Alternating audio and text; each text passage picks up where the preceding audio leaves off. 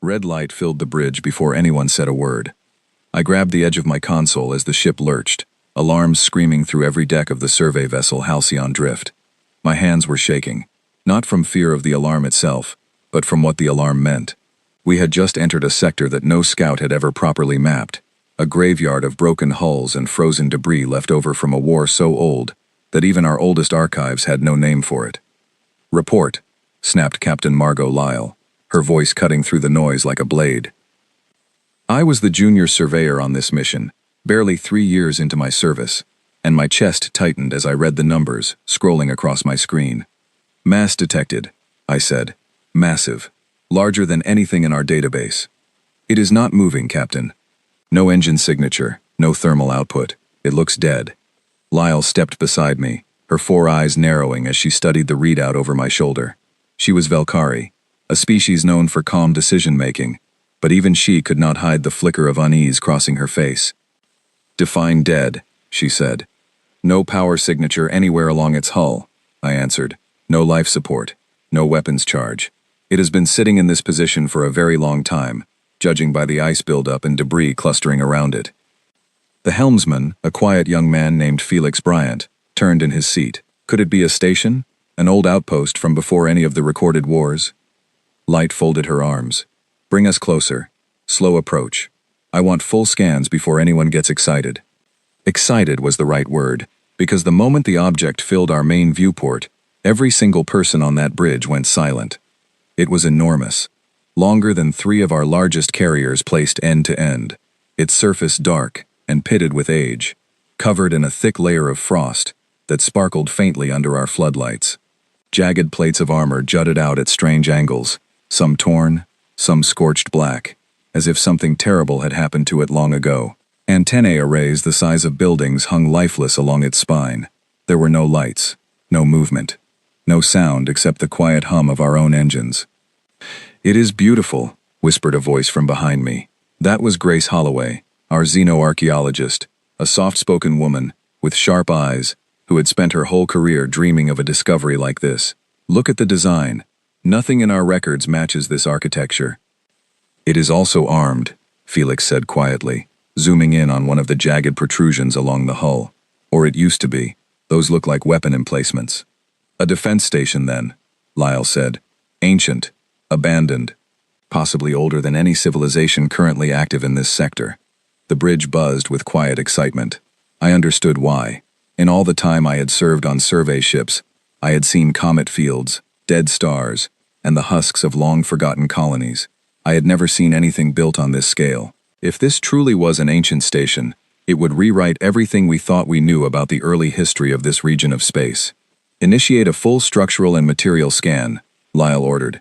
"I want to know what we are looking at before we even think about getting close enough to dock." The scan took nearly 20 minutes. I watched the data stream in, line after line of measurements, material composition, structural integrity readings, until finally a summary appeared on my screen. Estimated age, unknown, likely exceeding 10,000 years based on decay patterns. Material composition, unidentified alloy, far stronger than current standard hull plating. Power signature, none detected. Life signs, none detected. "It checks out," I said, though something about the numbers nagged at me. The decay patterns suggested age, yes, but the structural integrity was far too high for something that old. Whatever this thing was built from, it had not weakened the way it should have, after so many centuries adrift. "Captain," I said carefully, "the material strength does not match the estimated age. If this is truly 10,000 years old, it should be far more degraded." Lyle considered this for a moment. "Noted. Add it to the survey report.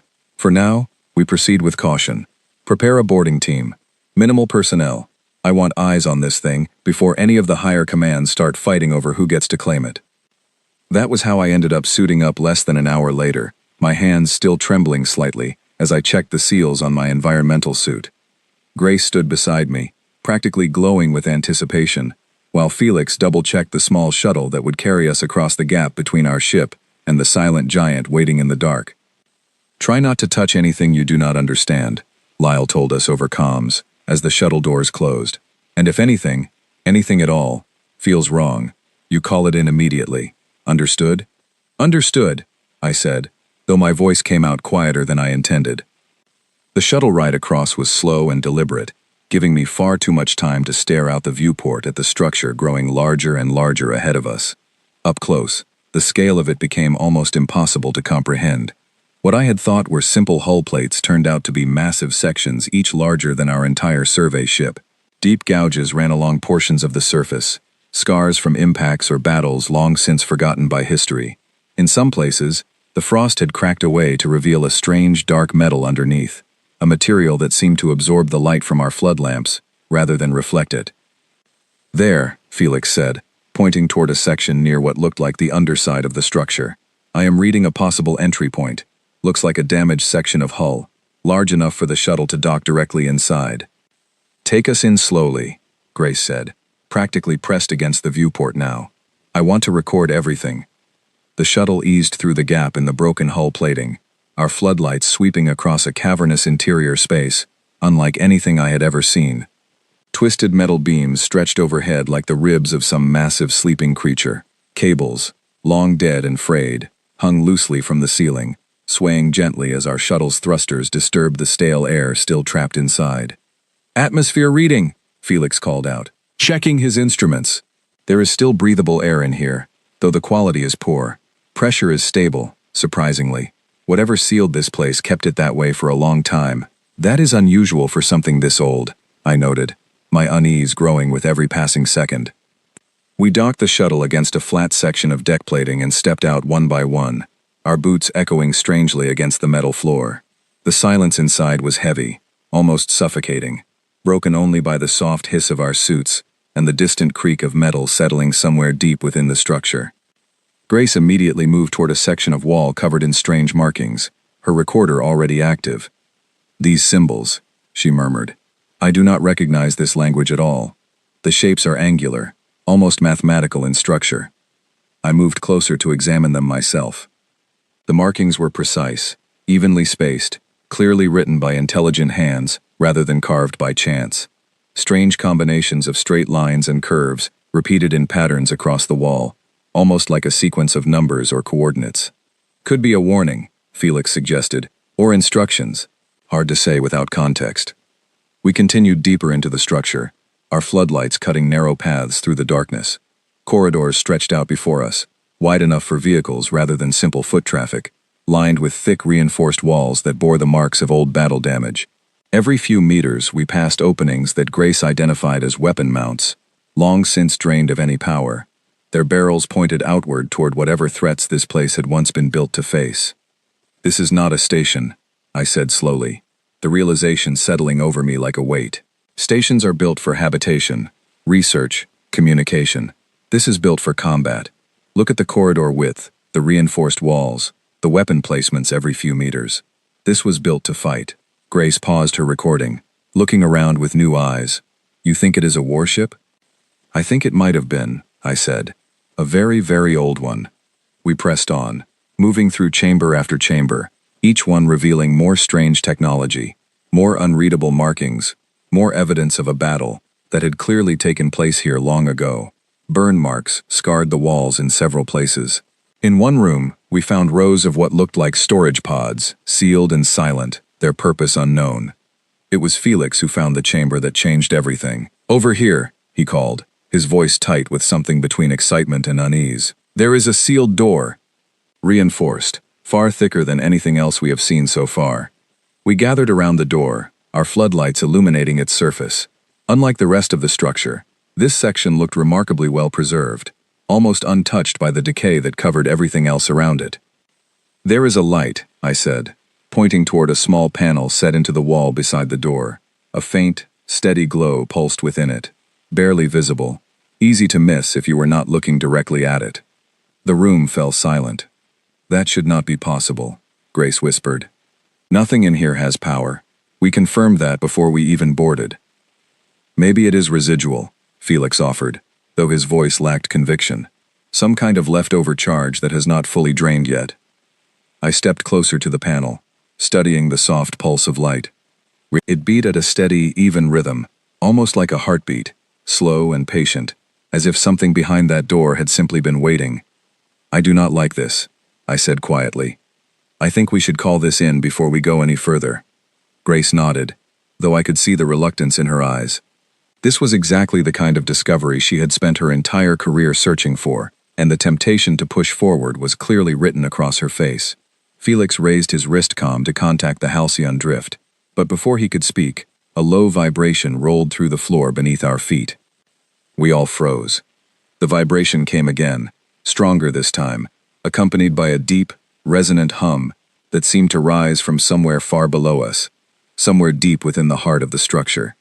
The faint light on the panel beside the sealed door flickered, then steadied, then began to glow brighter than before. "Tell me that was the shuttle," Grace said, her voice barely above a whisper. Felix shook his head slowly, his eyes wide. That was not the shuttle.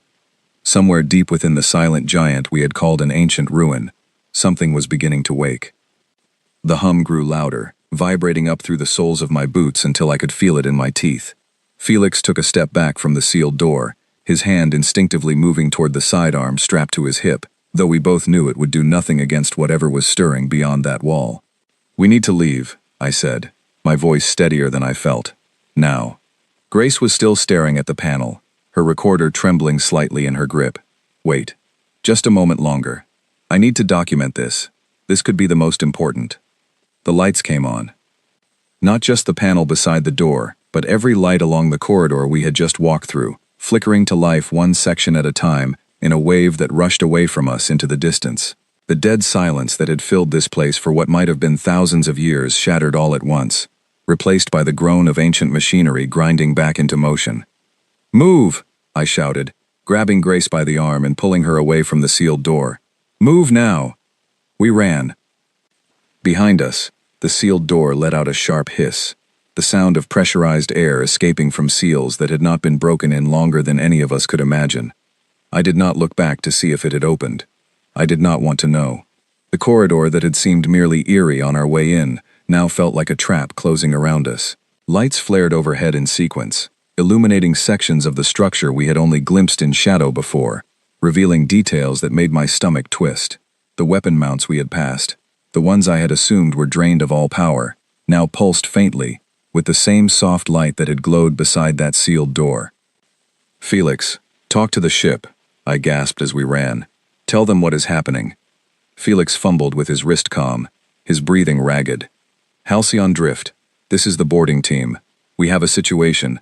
The structure is powering up. I repeat, the structure is active." Static crackled in response. Then Captain Lyle's voice came through, sharp with alarm. "Say again, boarding team. Confirm your status." "It is waking up," Grace cried out, her earlier excitement now replaced entirely with raw fear. "The whole thing is waking up." We rounded a corner and skidded to a stop. Ahead of us, a section of the corridor wall had shifted, sliding open to reveal a chamber filled with machinery that had clearly not existed there before, or perhaps had simply been hidden behind a wall, designed to look like the rest of the structure. Mechanical arms unfolded from recesses in the ceiling, their joints creaking with age but moving nonetheless, testing their range of motion in slow, deliberate arcs. "This way," I said, pulling Grace and Felix toward a side passage that led, as far as I could remember from our earlier path, back toward the breach where we had docked the shuttle. The deeper hum of the structure's core systems continued to build, joined now by a chorus of smaller sounds, the whir of fans pushing stale air through newly active ventilation systems, the click and clatter of panels shifting into new configurations, the distant groan of something massive rotating somewhere far below us. "Captain," Felix shouted into his comm as we ran, "we need immediate evacuation. The shuttle is our only way out. Please confirm you can see us." "We see you," Lyle's voice replied, tense but controlled. "Get to the shuttle. We are tracking a massive power surge, originating from the structure's core. Whatever this thing is, it is not dead anymore." We burst through the passage and back into the cavernous space where we had docked, relief flooding through me at the sight of our shuttle still sitting exactly where we had left it. But the relief was short-lived. Above us, sections of the ceiling that I had assumed were simply more twisted wreckage began to shift and realign. What I had mistaken for broken support beams were, in fact, retractable barriers, slowly sliding apart to reveal compartments full of dormant equipment, much of it now beginning to hum with the same soft light as everything else around us. "Get in the shuttle," I yelled, shoving Grace toward the open hatch. Felix, with me. We scrambled aboard, just as a low, resonant tone echoed through the entire structure, a sound so deep it seemed to vibrate in my very bones. Felix slammed his hand against the controls, and the shuttle's engines roared to life as the hatch sealed shut behind us. "Go! Go! Go!" I shouted, though Felix was already pulling us off the deck plating, the shuttle lifting smoothly into the open air of the cavernous bay. As we rose, I caught sight of something through the side viewport that made my breath catch in my throat.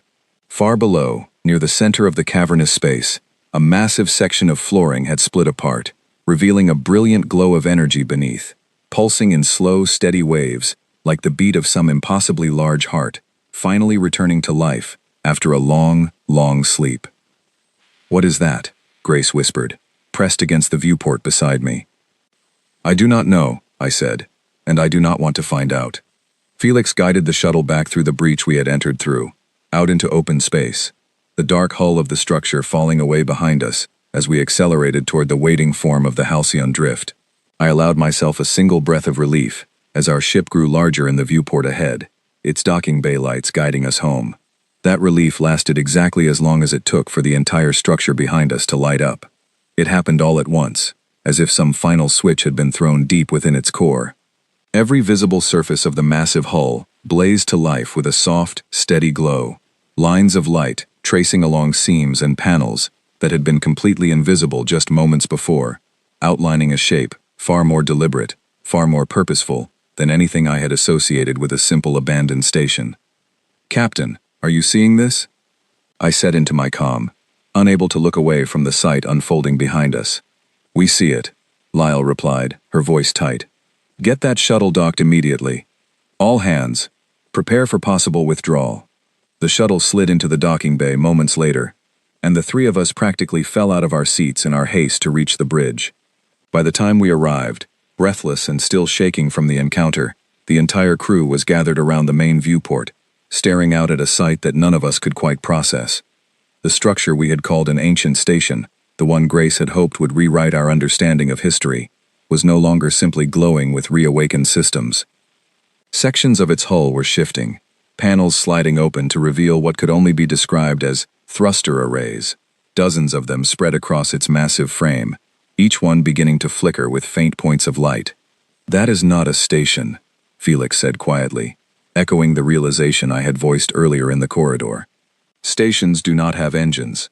Sensors are picking up a massive buildup of energy across the entire structure," reported our communications officer, a sharp-eyed woman named Olivia Marsh, her fingers flying across her console. "Captain, I am also reading what looks like internal defense systems activating. Multiple turret arrays, all coming online." Lyle's expression hardened. "Pull us back. Maximum safe distance, now. I do not want to be anywhere near that thing when it finishes waking up." The Halcyon drift began to reverse away from the structure, our engines straining as we put distance between ourselves and the awakening giant. I stood frozen at my console, watching the readings continue to climb, energy levels rising far beyond anything our scans had detected just hours earlier. "Grace," I said quietly, "those markings we saw, the ones you could not identify, do you think they were a warning?" She did not answer right away, her eyes still fixed on the viewport, watching the structure's transformation with a mixture of fear and reluctant fascination. "I think," she finally said, "we were not supposed to find this place while it was still sleeping." A new alarm began to sound across the bridge, different from the earlier alert, more urgent, more insistent. "Captain," Olivia called out, her voice rising with tension, "I am picking up a structural shift across the entire object." "It is, Captain. I think it is detaching from its position." "Detaching from what position?" Lyle asked sharply. "It has been sitting motionless for thousands of years, according to our initial scans." "I do not think it was ever truly anchored," Olivia replied. "I think it was simply waiting." On the main viewport, the massive structure that had captured all our attention and excitement just hours earlier began to shift, slowly at first, then with growing momentum, the dark mass of its hull rotating against the backdrop of stars, as if testing limbs that had not moved in an unimaginable length of time.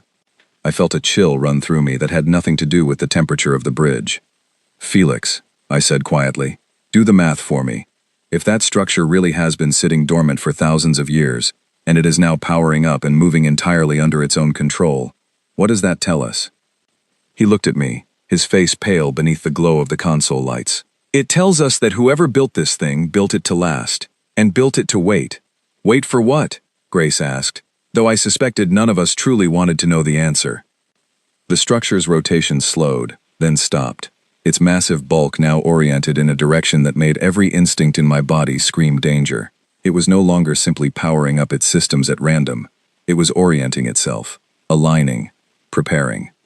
"Captain," Olivia said, her voice barely above a whisper now, "I am reading what looks like targeting sensors sweeping the area. I believe it is scanning us, all of us, every ship in the sector." Lyle's jaw tightened as she stared out at the awakening giant filling our viewport, its hull now blazing with light, its thrusters beginning to flare with the unmistakable signs of imminent movement. "Whatever that thing is," she said slowly, "I do not think we are looking at a relic anymore." I stood at my console, watching the readings climb higher and higher, feeling the weight of what we had stumbled into, settling over the bridge like a physical presence. We had come looking for an ancient mystery, a forgotten piece of history to study and catalog. Instead, we had found something that had simply been sleeping, patiently, silently, for longer than any of our recorded histories could explain. And now, it was awake.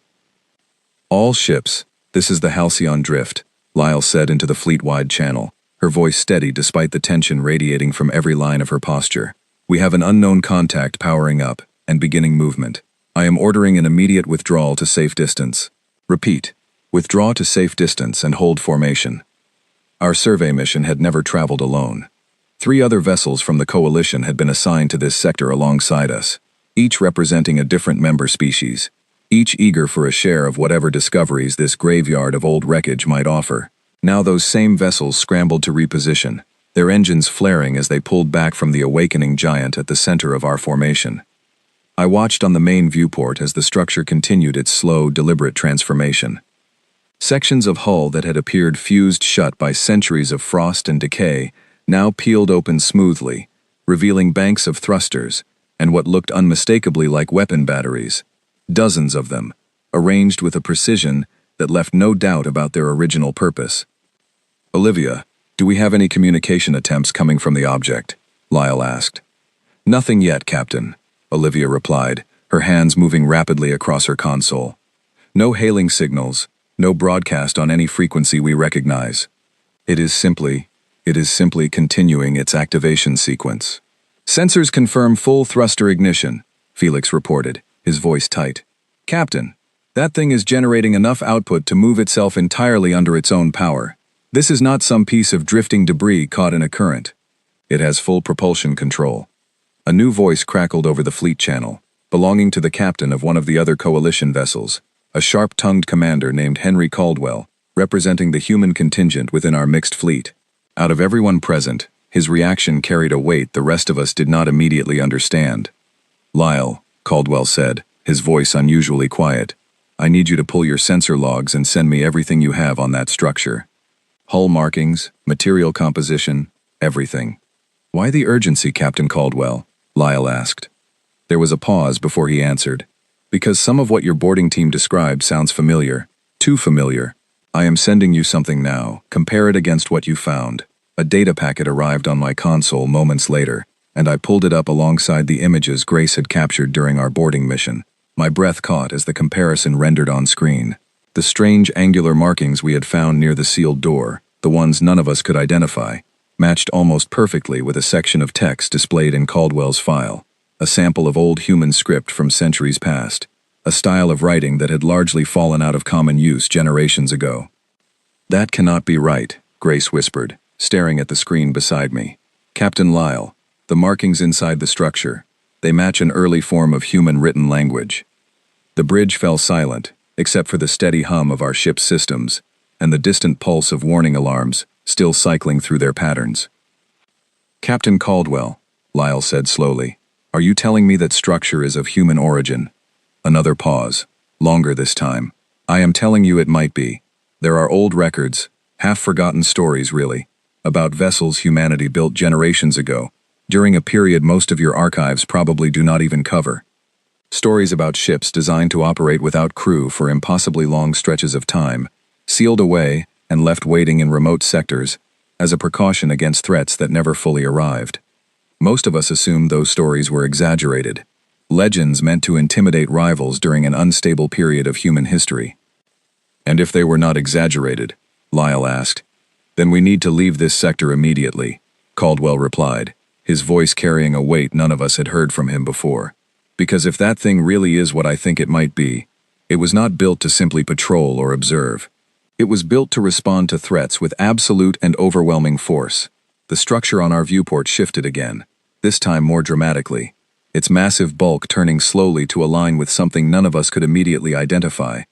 Olivia's console chimed with a new alert, and her face paled as she read the data. "Captain," she said, "I am detecting active targeting sensors locking onto multiple points around the sector. It is not just observing us anymore. I believe it has classified all of our vessels as potential threats." "All ships," Lyle said immediately, her voice sharp with command authority. "Increase distance immediately. Do not engage. Repeat, do not engage under any circumstances." The 4 vessels of our small coalition fleet scattered, engines burning bright as we pushed our systems beyond their normal operating parameters, in an effort to put as much distance as possible between ourselves and the awakening structure. I gripped the edge of my console, watching the readouts climb as our own engines strained against the sudden demand.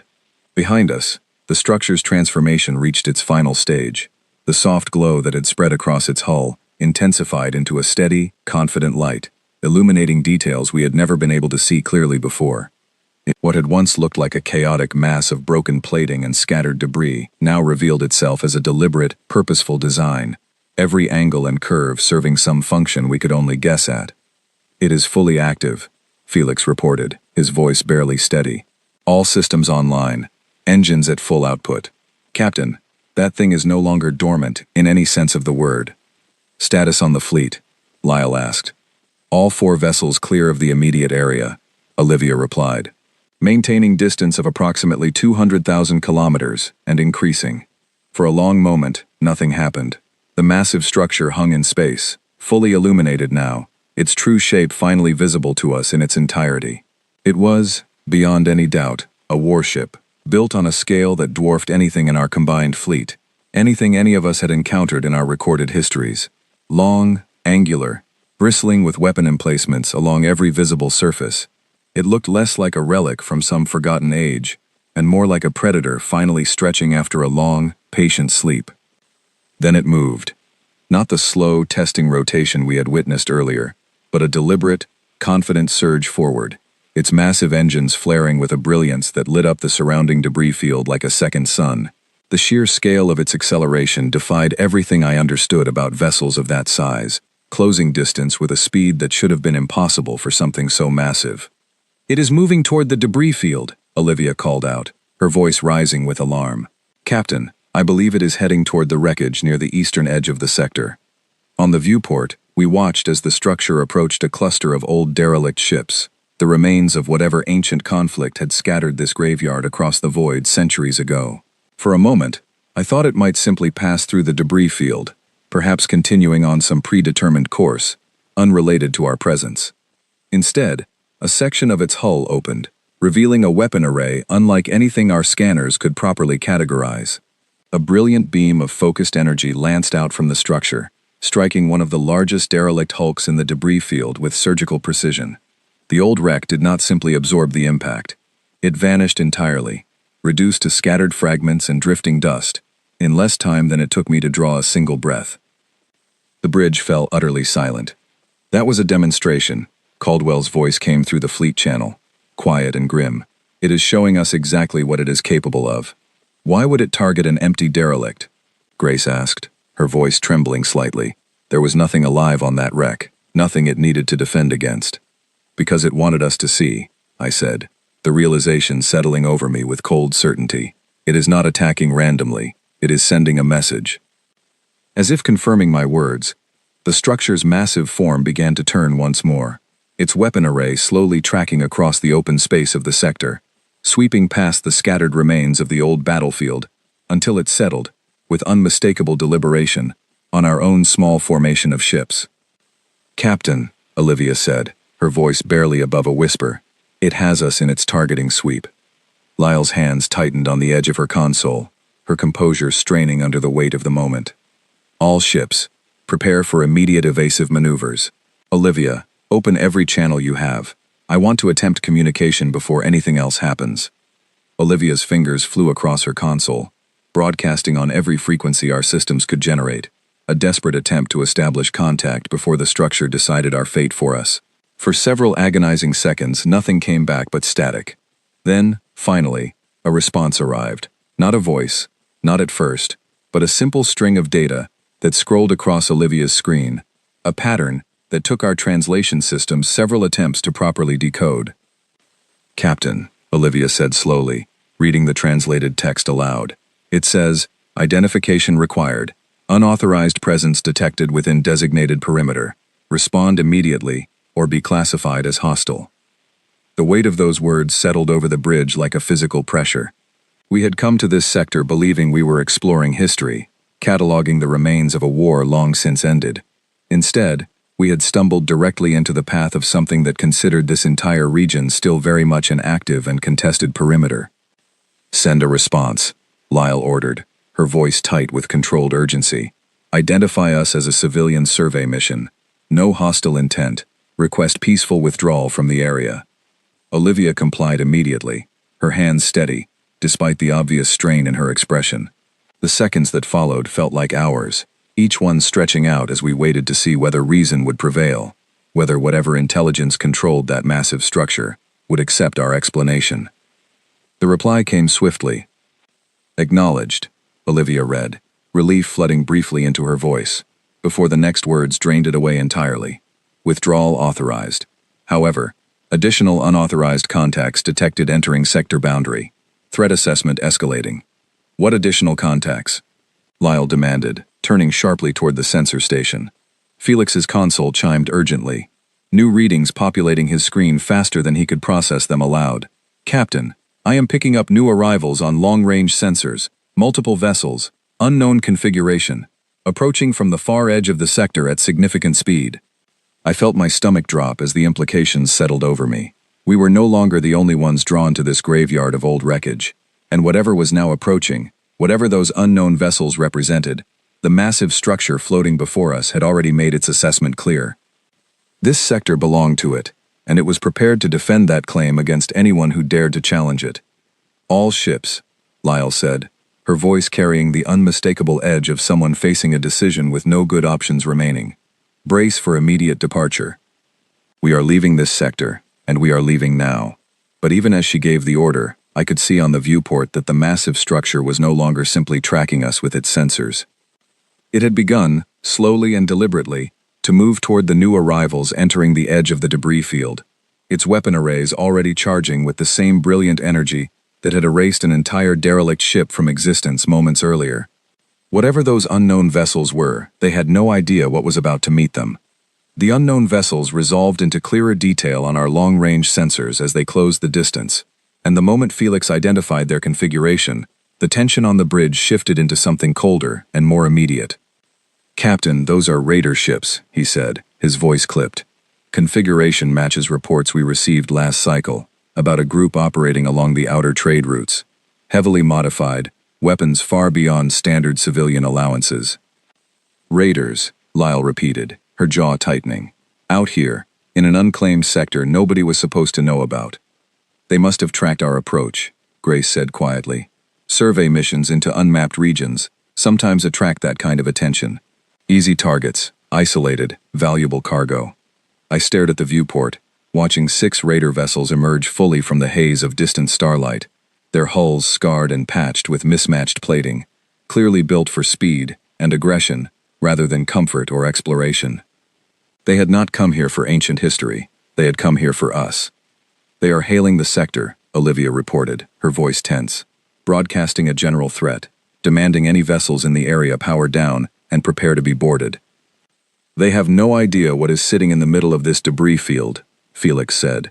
He was right.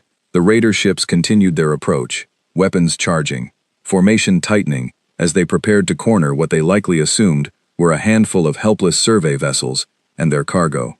None of them seemed to notice, or perhaps simply did not care about, the massive structure now drifting silently at the center of the sector, its weapon arrays already tracking their movement with cold precision.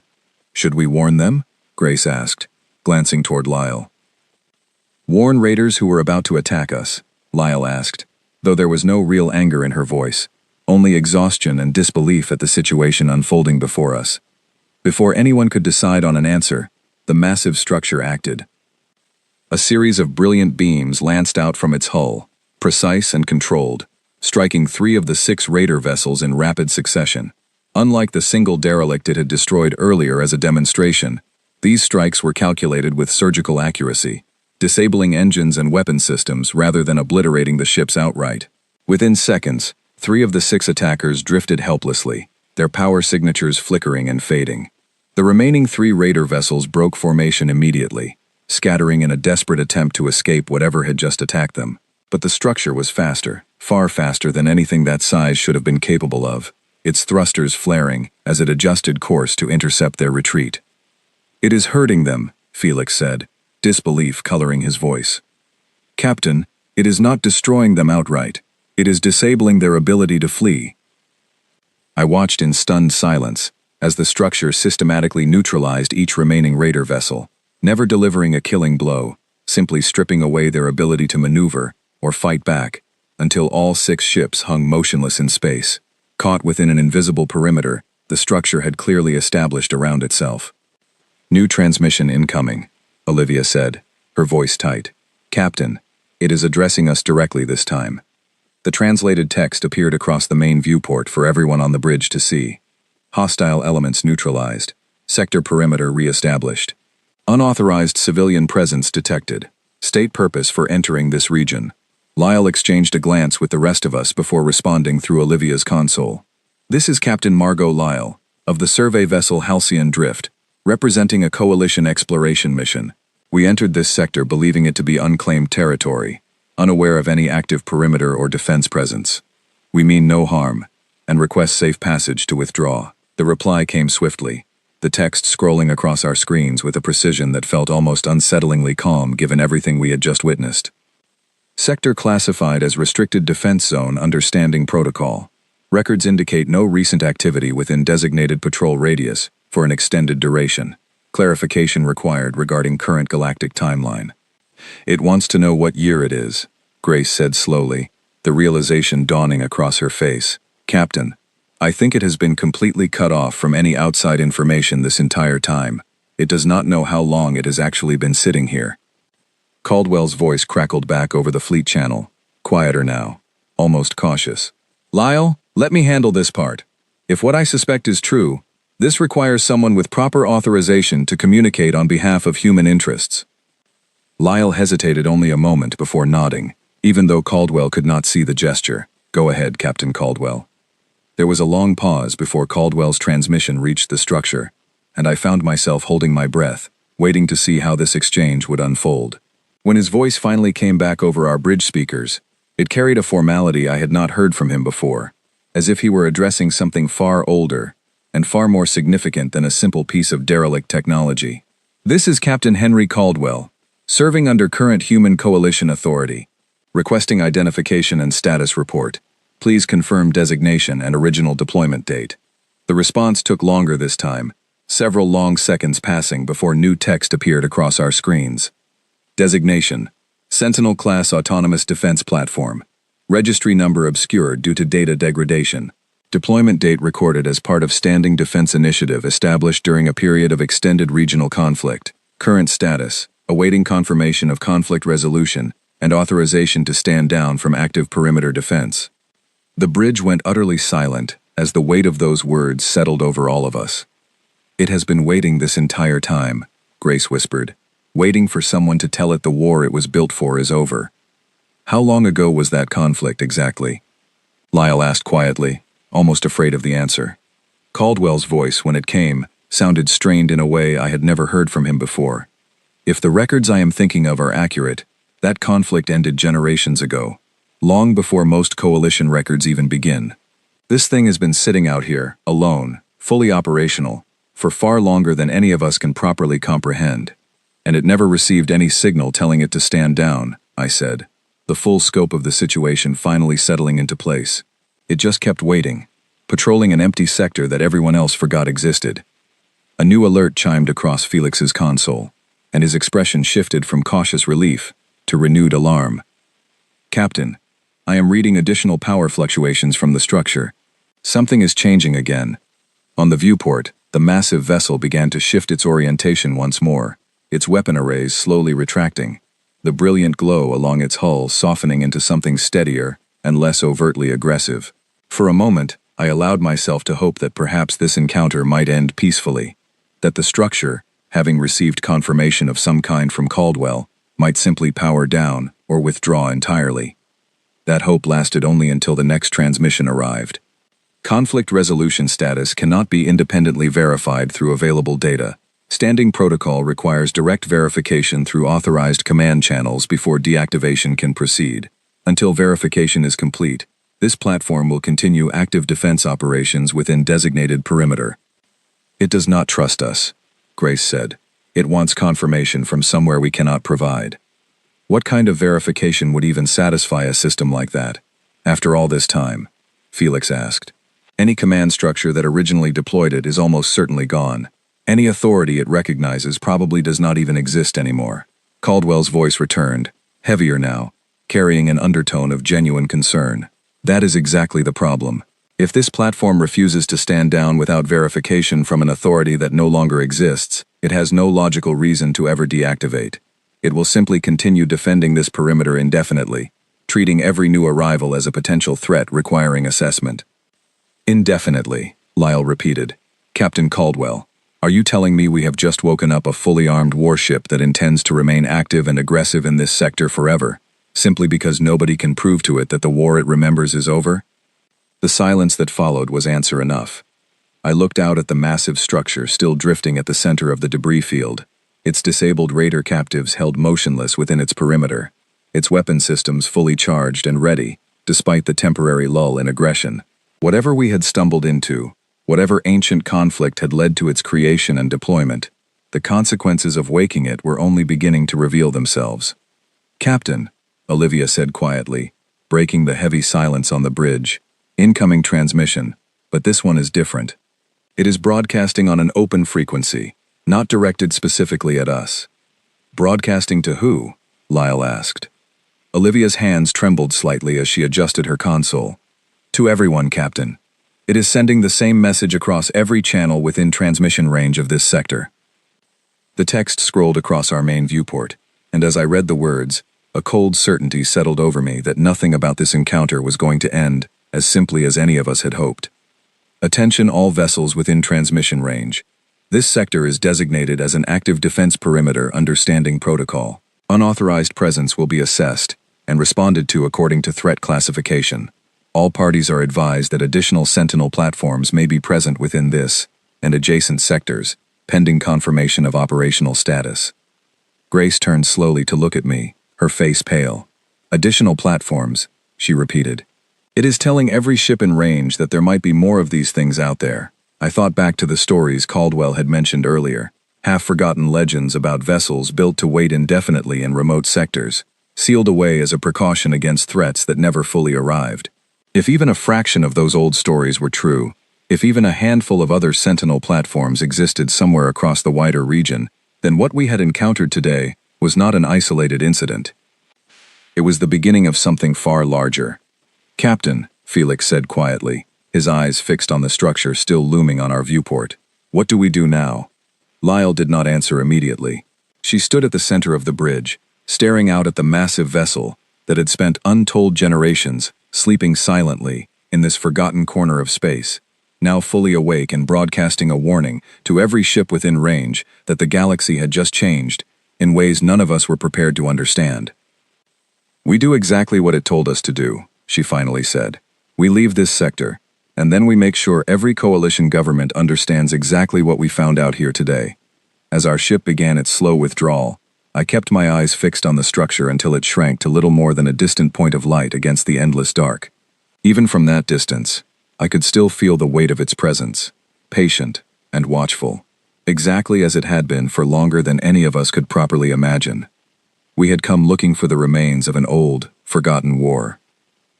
Instead, we had found proof that the war had never truly ended for everyone involved. The journey back to Coalition territory felt longer than any voyage I had taken before, even though the actual travel time barely exceeded 2 days. None of us spoke much during that stretch. Grace spent most of her hours reviewing the recordings from our boarding mission, searching for details she might have missed, while Felix ran diagnostic after diagnostic on our ship's systems, as if the act of checking and rechecking everything might somehow undo what we had witnessed.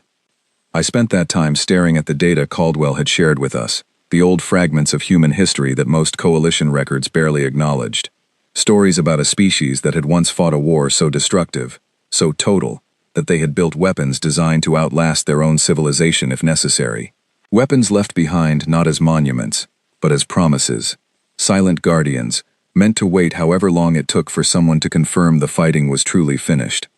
By the time we reached the Coalition relay station, orbiting the nearest inhabited system, word of our discovery had already begun to spread. Lyle had transmitted a full report ahead of our arrival, and the reaction from Coalition Command had been immediate and, frankly, overwhelming. They want a full debrief the moment we dock, Olivia told us, as our ship approached the relay station, its massive ring structure glittering with the lights of dozens of other vessels, coming and going on routine business. Multiple delegations are already requesting access to our sensor logs. Of course they are, Grace muttered. Everyone wants to know if there are more of these things sitting out there. She was not wrong. The moment we docked, a small crowd of officials and representatives from several Coalition member species had already gathered near our berth, eager for any information we could provide. I had never seen so many different species crammed into a single corridor before, each one pressing for answers, each one clearly terrified by the implications of what we had found. The debrief itself stretched on for hours, conducted in a secure chamber deep within the relay station, attended by representatives from nearly every major Coalition government. I sat alongside Grace and Felix, answering question after question about the structure, its weapons, its communications, while Caldwell occupied a seat near the front, fielding the bulk of inquiries directed specifically at the human delegation. "You are telling us," said one representative, a tall, severe-looking individual from a species I did not recognize, that this platform identified itself as part of a defense network that may include additional units scattered across unknown locations? "That is correct," Caldwell confirmed. "Based on the broadcast it sent across open channels, and based on what little verified history we have access to regarding this period, it is reasonable to assume similar platforms may exist in other remote, unclaimed sectors throughout this region, and possibly beyond it." A wave of uneasy murmurs rippled through the assembled delegates. "How many?" another representative demanded. "How many of these weapons are we talking about?" Caldwell's expression remained carefully neutral, though I could see the tension in his shoulders. "Unknown. Historical records from that era are fragmented, deliberately so in many cases, due to the chaotic nature of the conflict that led to their deployment. It is possible there are only a handful. It is equally possible there are many more than that." The chamber fell into an uneasy silence, as the full weight of that uncertainty settled over everyone present. "And these platforms," the first representative continued, "they consider themselves still bound by orders given before any of our current governments even existed. Orders that none of us have any authority to rescind." "That appears to be the case," Caldwell said quietly. I watched the faces around that chamber shift through stages of disbelief, fear, and finally, a kind of grim acceptance, as the reality of our discovery sank in. For generations, the wider galaxy had operated under a quiet, comfortable assumption that humanity, whatever it had once been, whatever conflicts it had once been part of, was a relatively minor footnote in galactic history, a species that had faded into obscurity, its old territories absorbed or abandoned, its influence diminished to little more than scattered colonies and modest representation within the Coalition. What we had found out in that forgotten sector suggested something very different. "Captain Caldwell," Lyle said carefully, breaking the heavy silence that had settled over the room, "is there any indication of how widespread this defense network might have been at the height of its deployment?" Caldwell hesitated before answering, choosing his words with obvious care. The conflict that led to the creation of these platforms was, by most surviving accounts, one of the most extensive and devastating in recorded human history. If even a portion of the old records are accurate, the defense network established during that period could have spanned dozens, possibly hundreds of sectors across a significant portion of explored space at the time. The room erupted into a flurry of overlapping voices, delegates turning to confer urgently with their advisors, the careful diplomatic atmosphere of the debrief dissolving into something closer to barely controlled panic. I sat quietly amid the chaos, my mind replaying the moment that sealed door had begun to glow, the slow, patient pulse of light that had seemed so insignificant at the time. We had assumed we were looking at the remains of something long dead, a curiosity to be studied and catalogued. Instead, we had stumbled upon proof that an entire network of similar guardians might still exist, scattered throughout the galaxy, each one waiting in patient silence for confirmation that a war fought generations ago had finally come to an end. A confirmation that, as far as any of us could tell, no living authority remained capable of providing. "What happens now?" Grace asked quietly, leaning toward me as the debrief continued to spiral into heated debate among the assembled delegations. "If there really are more of these platforms out there, and none of them will stand down without proper authorization, what does that mean for the rest of us?" I did not have an answer for her. None of us did. Later that evening, after the formal debrief had finally concluded, and the various delegations had dispersed to relay urgent reports back to their respective governments, I found myself standing alone, near a viewport, overlooking the relay station's docking ring, watching ships come and go against the backdrop of distant stars. Grace joined me a few minutes later, her expression thoughtful, rather than fearful, for the first time since we had fled the awakening structure. "You know," she said, "for most of my career, I dreamed about finding something like that. Something ancient, something that would force everyone to rewrite what we thought we understood about the past." "Did it feel the way you imagined it would?" I asked. She laughed softly, though there was little humor in it. "Not even close. I imagined dust and silence and old secrets waiting patiently to be uncovered. I never imagined the secret itself would still be armed and capable of deciding, all on its own, whether the rest of us deserved to live, or simply qualified as a threat requiring assessment." I thought about the soft, steady pulse of that light beside the sealed door, the patient rhythm of something that had simply been waiting, undisturbed, for longer than entire civilizations had existed and faded. I thought about the calm, measured way it had disabled the raider vessels without destroying them outright, the careful precision in every action it had taken, even as it demonstrated exactly how easily it could have chosen far more severe outcomes. "It was not mindless," I said slowly. "It was not some ancient curse or chaotic force lashing out at anything that came near it. It made choices. It assessed threats individually. It tried to communicate before resorting to force." "Does that make it more comforting or less?" Grace asked. I considered the question for a long moment, watching the lights of passing ships reflect off the curved viewport in front of us. "Less," I finally admitted, "because that means whoever built it trusted it enough to make those decisions on its own, indefinitely, without requiring constant oversight. That is not the kind of trust you place in a simple weapon. That is the kind of trust you place in something built to last forever, exactly as intended." 3 days later, additional reports began trickling in from other coalition survey teams operating in distant, unrelated sectors. Reports of strange, dormant structures, discovered scattered throughout regions previously dismissed as empty or insignificant. None of them had yet shown signs of activation, but every single discovery sent a fresh wave of unease rippling through coalition leadership. Caldwell found me in the relay station's observation lounge during one of the rare quiet moments between briefings, his usual sharp confidence replaced by something more contemplative. "You held up well out there," he said, settling into the seat across from me. "Most junior surveyors would have frozen completely in a situation like that." "I am still not entirely certain I have processed everything that happened," I admitted. He nodded slowly, his gaze drifting toward the viewport and the distant stars beyond. "None of us have, honestly. We spent generations treating humanity's old conflicts as ancient history, something safely buried in the past with little relevance to the present. Turns out some of those old conflicts simply went quiet, rather than truly ending." "Do you think there are more of them?" I asked. "More platforms like the one we found?" Caldwell was quiet for a long moment before answering. "I think the galaxy just learned an important lesson today. Just because something looks ancient and silent does not mean it is harmless. And just because a war seems to have ended generations ago does not mean every reminder of it has finished waiting.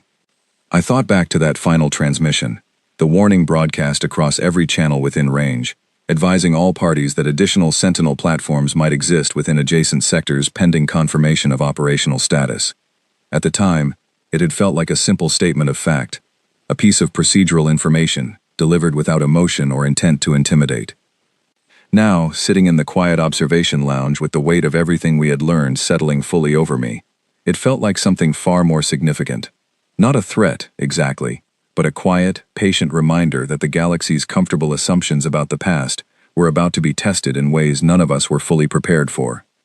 Somewhere out there, scattered across countless forgotten sectors, more silent guardians might still be waiting, exactly as patient, exactly as capable, exactly as certain in their purpose as the one we had so carelessly awakened. And until someone found a way to convince them, beyond any doubt, that the war they remembered was truly finished, they would simply continue waiting, indefinitely, ready to respond the moment anyone dared to test the boundaries of a perimeter most of the galaxy had long since forgotten even existed. I closed my eyes and pictured that soft, steady pulse of light beside the sealed door one final time, patient and unhurried, exactly as it had been for longer than any of us could properly comprehend. It had not been a relic. It had been a promise. And promises like that, I was beginning to understand, did not simply fade away with time. They waited, silently, patiently, for as long as it took.